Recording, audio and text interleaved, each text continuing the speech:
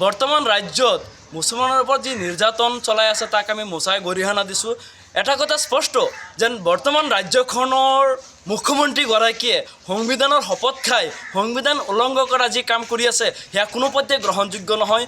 মোচা সদায় মুছলমানৰ ন্যায়ৰ স্বাৰ্থত মাত মাতি আছে আৰু অনাগত দিনত মাত মাতি যাব।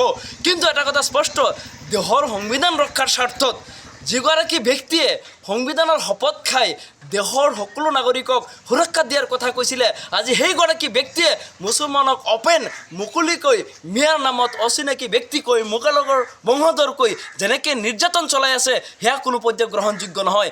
এটা ভিডিঅ'ৰ জৰিয়তে মুছলমানক টাৰ্গেট কৰি ইছলাম ধৰ্মক যি অপমান কৰিছে তাক আমি গৰিহণা দিছোঁ মোচাই। আমাৰ স্থিতি স্পষ্ট, যিহেতু ভাৰতীয় সংবিধানে আমাক ইয়াত থকা কোৱাৰ অধিকাৰ দিছে। হিমন্ত বিশ্ব শৰ্মা কোন এনেকৈ ইছলাম ধৰ্মক টাৰ্গেট কৰাৰ কাৰণে? গতিকে আজি মুছলমানৰ কলিজা মছজিদ মাদ্ৰাছাত তেওঁলোকে বুলডোজাৰ চলাইছে, মানুহৰ ঘৰত বুলডোজাৰ চলাইছে।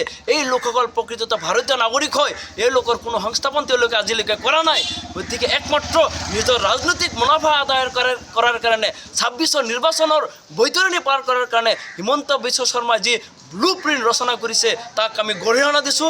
আমি আহ্বান জনাইছোঁ, মোচাই অহাকালি গুৱাহাটীৰ চচলত এক জংগী আন্দোলন কৰিব। আমি বিচাৰিছোঁ অসমৰ প্ৰত্যেকজন মুছলমান সমাজে স্বইচ্ছাই ওলাই আহিব লাগে বুলি আমি মোচাই আহ্বান জনাইছোঁ। এই আন্দোলন হৈছে সংবিধান ৰক্ষাৰ আন্দোলন, এই আন্দোলন হৈছে সংবিধান ৰক্ষাৰ যুঁজ।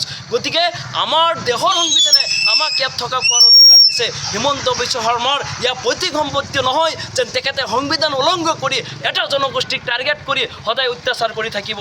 গতিকে অহাকালি চচলত আমাৰ এক প্ৰতিবাদী কাৰ্যসূচী আছে। আমি বিচাৰিছোঁ যেন সকলোৱে ইয়াক ওতপ্ৰোতভাৱে জড়িত হ'ব লাগে। আমাৰ আন্দোলন গুৱাহাটীৰ পৰা দিছপুৰলৈকে চলি থাকিব, অবিৰতভাৱে চলি থাকিব, যেতিয়ালৈকে আমাৰ ওপৰত অত্যাচাৰ কৰিব। আজি মুছলমানক নাগৰিকত্বহীন কৰাৰ যি প্ৰচেষ্টা চলাই আছে এছাৰৰ জৰিয়তে সেয়াও কিন্তু কোনোপধ্যে গ্ৰহণযোগ্য নহয়। গতিকে আমি আহ্বান জনাইছোঁ যেন হিমন্ত বিশ্ব শৰ্মাই অনতিপলমে নথি স্বীকাৰ কৰি মুখ্যমন্ত্ৰী পদৰ পৰা নিজেই স্বইচ্ছাই পদত্যাগ কৰিব লাগে। কাৰণ তেখেত মুখ্যমন্ত্ৰী যোগ্য নহয়, যিজনে সংবিধানৰ শপত খাই দেশৰ নাগৰিকৰ বিৰুদ্ধে এনেকৈ মুকলিভাৱে প্ৰত্যাহ্বান জনাই মিয়া মুছলমানক অত্যাচাৰ কৰিব লাগে বুলি মুকলিভাৱে ক'ব পৰাটো দুখদায়ক, বেদনাদায়ক বুলি আমি অভিহিত কৰিছোঁ।